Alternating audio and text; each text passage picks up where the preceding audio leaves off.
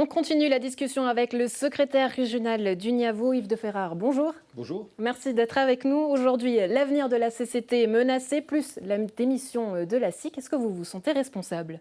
Absolument pas du tout responsable. Je crois que cette décision de la SIC fait suite à une mauvaise humeur après une votation populaire. C'est fort regrettable. Je rejoins Daniel Rosslad sur ce point de vue-là. C'est extrêmement regrettable d'abandonner ses responsabilités sur un contrat qu'on a signé jusqu'à la fin de l'année 2020 sur la base d'une décision du peuple nyonnais. Et ça me permet, si vous me permettez, après ce que j'ai vu ici, de faire quelques mises au point. La première chose, c'est que la CCT de Lausanne est bel et bien reconduite. Donc il est faux de dire que les deux CCT seront là. Nous sommes au clair avec les commerçants de Lausanne et la CCT est sous contrôle au SECO actuellement. Donc il est faux de dire que les deux CCT ne seront pas reconduites. Il y a bien une CCT qui va rester à Lausanne. Enfin, je crois que c'est important de dire aussi à M. Rosslad que les catégories ont été bien prises en compte, y compris à Nyon, puisque la CCT de Nyon fait référence uniquement aux commerces qui ont plus de 3 salariés. Donc nous avons fait attention dans cette ville comme à Nyon de ne pas péjorer les petits commerces, et le commerce de Mme Benedetto, qui est un commerce familial, n'est pas soumis à la convention collective. Je crois qu'il faut bien comprendre que la CCT ne péjore en aucun cas les petits commerces. Aucunement, les conditions de la CCT sont applicables dans les petits commerces inférieurs à 3 salariés. Donc je crois que c'est important. Et puis enfin, de dire aussi que la jurisprudence dans laquelle on parle, qu'il ne faut pas lier les commerces, la commune de Nyon est autonome. Les décisions d'une autorité communale, si elle souhaite lier une augmentation d'horaire à une convention collective de travail, elle a le droit de le faire. Ce qui n'est pas autorisé en revanche, effectivement, c'est de l'inscrire dans la convention collective de travail, ce qui m'amène donc à rappeler que la commune de Nyon a bel et bien autorisé des heures supplémentaires d'ouverture en 2010, sous condition d'une convention collective de travail. Il va falloir réfléchir à revenir à l'horaire précédent, évidemment, s'il n'y a plus de convention collective. Votre message est donc passé suite à ce que vous venez d'entendre. J'aimerais qu'on parle de la CCT. Aujourd'hui, si elle tombe, qu'est-ce qui se passe concrètement avec les salaires ? Écoutez, pour ce qui est des salaires, lorsqu'une CCT tombe, il y a donc plus de salaires définis dans une CCT. Une CCT, elle comprend les salaires, mais aussi toute une annexe de conditions de travail, les horaires. Elle définit également, par exemple, pour ce qui est d'autres conditions de travail. En concernant les salaires, la réponse, elle est claire. Les commerçants devront être sur le salaire d'usage.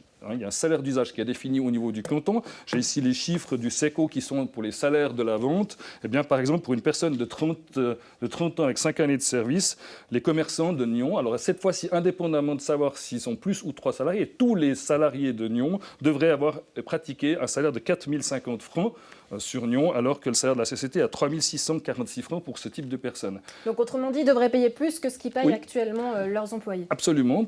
C'est le salaire d'usage. Au-delà de ça, il serait un dumping salarial. La raison, elle est simple, c'est qu'une convention collective, elle inclut toute une série de conditions de travail que nous améliorons, comme par exemple le samedi, qui est offert un samedi par mois pour les salariés, etc. Donc nous avons accepté... Pourquoi est-ce que les salariés n'auraient pas avantage finalement à ce que cette CCT tombe s'ils pouvaient gagner plus ?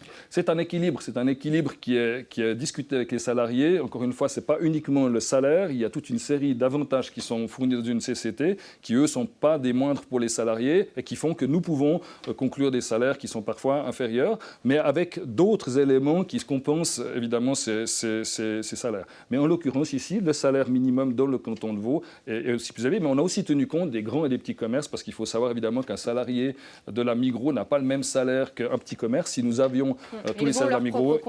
Exactement. Aujourd'hui, l'avenir des commerces à Nyon est difficile. Il y a urgence. Plus de 12 commerces sont fermés depuis le mois de septembre. Quelles sont vos solutions, Yves de Ferrare ? Bon, je crois qu'il y en a plusieurs. On a cessé de dire qu'il n'y avait pas uniquement cet horaire, mais je donnerais une simple proposition qui pourrait être mise en œuvre à Nyon et qui n'a pas été mise en place. Donc Union peut aussi faire des propositions, mais par exemple de mettre une plateforme locale, ça pourrait être une des solutions. On voit qu'un des gros soucis, c'est le commerce en ligne. Pourquoi pas mettre en place, en collaboration avec la commune et les partenaires sociaux, quand on a une convention collective avec des moyens, la SIC ne veut pas mettre des moyens dans sa convention collective, une plateforme locale où les habitants de Nyon et région pourraient commander uniquement chez les commerçants locaux, avec peut-être des créations d'emplois pour un local, pour distribuer sur Nyon. Je pense que ça pourrait être par exemple une idée qui permettrait de développer le commerce local et qui répondrait aussi à ceux qui veulent commander par Internet. Mais dans des magasins de Nyon, il existe des solutions. Après, je crois que les autorités et puis les politiques doivent aussi trouver des solutions pour les parkages, pour d'autres choses qui sont des problèmes de Nyon. Mais je crois qu'on ne peut pas uniquement résoudre ça à 1 heure de plus, comme ça a été le cas dans le débat.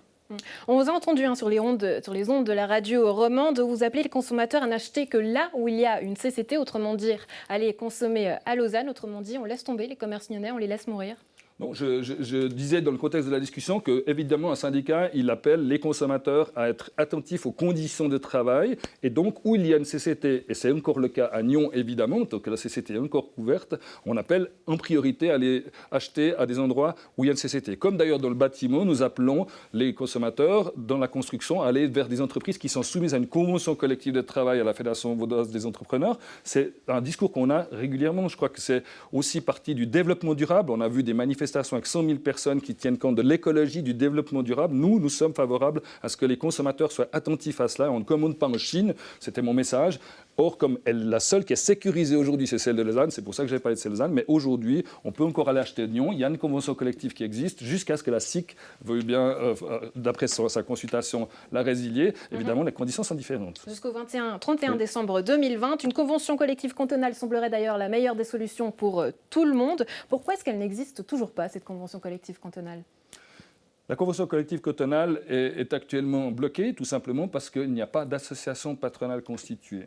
Le syndicat est organisé, il est prêt à discuter. Le canton a mis ça dans son programme de législature, mais c'était dit sur les mêmes ondes où j'étais par Christophe Raymond du centre patronal. Il y a une difficulté actuellement pour les côtés employeurs à s'organiser, à trouver une délégation de négociation pour se mettre à table pour les discussions. C'est juste ça qui nous bloque au fond. C'est simplement qu'il y a, on le voit comme à Nyon, il y a cette difficulté de s'entendre parfois aussi entre les petits commerces et les grands commerces. Les attentes ne sont pas les mêmes. Eh bien, au niveau cantonal, c'est la même chose. Mais je suis persuadé, parce que je sais qu'il y a des personnes de très bonne volonté actuellement qui essayent de fonder cette association. Mais ça peut paraître un peu compliqué ou presque impossible. On a envie de dire, on voit à Nyon, la SIC démissionne en bloc. Jusqu'au 30 novembre, on a pour postuler justement à ce poste. On ne sait pas vraiment si ce poste sera repourvu ou pas. Donc comment amener des gens justement déjà à la SIC, Nyon, et ensuite au canton? On a l'impression que personne ne veut vraiment de ce poste. Bon, va falloir que les associations patronales fassent comme les syndicats. Nous, on essaie de convaincre les salariés de s'organiser pour défendre leurs intérêts de salariés. Il faut que les associations patronales fassent la même chose au niveau des employeurs. On soutient et évidemment, on est favorable à ce que les associations patronales fortes comme des syndicats puissent fonctionner. Et là, il faut que les personnes arrivent à se convaincre qu'une CCT, et je crois que tout le monde tient le même discours, c'est ça qui est intéressant. Autorité communale, on l'a vu dans plusieurs villes du canton, à Nyon, comme le canton, comme les syndicats sont favorables à cette CCT cantonale, on doit trouver des personnes qui viendront négocier. Et je suis convaincu qu'on va le faire. Ça prend un peu de temps. D'autres cantons, ils sont arrivés. Neuchâtel a une convention collective. Je crois que ce n'est pas impossible. Ça prend un peu de temps. Mais il faut que ce soit des personnes qui soient motivées, effectivement. Et j'invite vraiment aux commerçants de Nyon à continuer une SIC. Je crois que c'est évidemment très problématique s'il n'y a pas d'association commerciale. Ce sera difficile d'ailleurs pour eux d'être représentés au niveau cantonal. Sans association patronale, je crois que ça, il faut aussi le dire. Yves de Ferrare, merci pour ces précisions. Secrétaire régional du NIAVO. Merci.